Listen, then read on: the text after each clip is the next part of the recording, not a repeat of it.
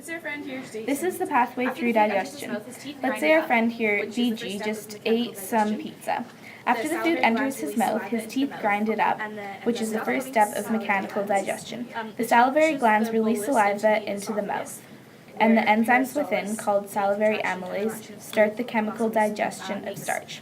The tongue pushes the bolus, his chewed-up food with saliva in it, into the esophagus, where peristalsis, the contraction and relaxation of the smooth muscles inside the esophagus, move the bolus through the cardiac sphincter. Okay, so peristalsis makes it. Wait, have you done peristalsis? Makes it go through the cardiac sphincter. It then enters the stomach. The mucosa lining of the stomach protects the tissue from HCl. Protects the stomach from HCl. The gastric juices produce enzymes in HCl. Okay, have arrows coming out and then make it splashy. Have arrows coming out of the lining. And then draw it like the gastric juices produce enzymes in HCl.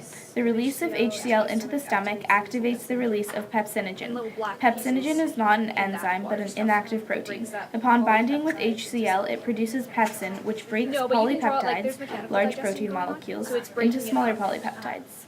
Okay, how's that? You can draw little peas too. The G cells produce gastrin.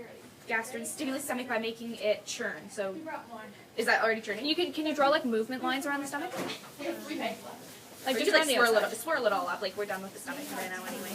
The G cells in the stomach produce the hormone gastrin. Gastrin stimulates the stomach by making HCl and churning the stomach. It also makes mucus. It closes the cardiac sphincter. So draw a thick orange line over the cardiac sphincter. Closes the cardiac, yeah. Yeah, closes the cardiac. Further, it closes the cardiac sphincter. Opens the pyloric sphincter. Oh, darn it, which is open. So just maybe draw a line and erase it on the. Or draw a line coming out like an open door. The ileocecal sphincter. It's down by the appendix. And it opens the ileocecal sphincter. Then we draw the chyme passing out of the pyloric. Where's the food right now? It's still at the top of the stomach, and it's just going to pass out the pyloric sphincter into the duodenum. It passes through. The chyme passes out of the pyloric sphincter into the duodenum. Squirts bile into the chyme. Okay, so that's from the gallbladder. The duodenum is by the liver. The liver regulates blood sugar levels, detoxifies blood, breaks down red blood cells, makes blood proteins, and produces urea. It also produces bile. Yes, okay. Bile is stored in the gallbladder and passes through the common bile duct to get into the duodenum. Pancreas. Stuff squirting. Bile emulsifies write the lipids. water on planet's thing here? Yeah, sure. Okay, so Write it. The third accessory organ is the pancreas. No, never mind. It Write is it where you both are an right now. endocrine and exocrine gland.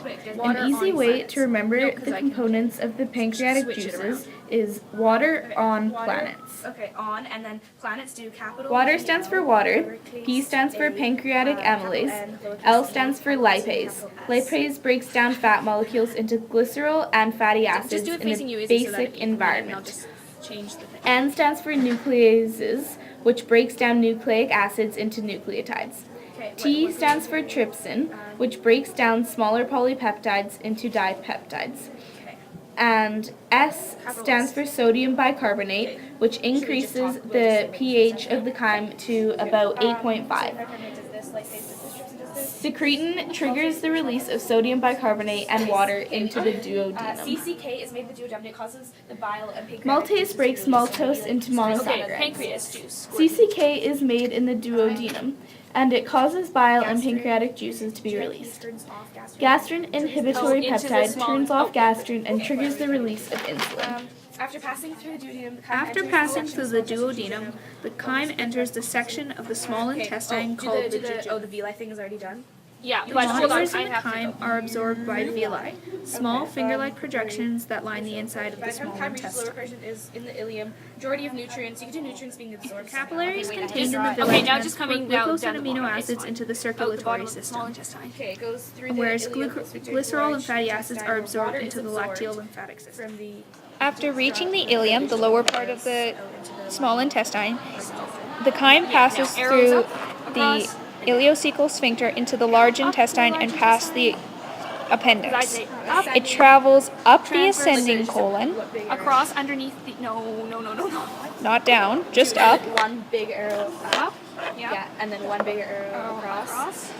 underneath the pancreas. across the transverse colon, That's it.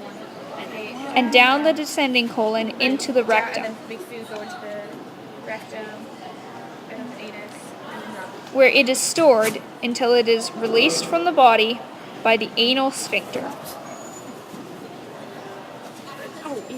It is important to note that although the large intestine itself does not have any important functions other than water absorption, the bacteria that thrive in this area play a key role in your health by producing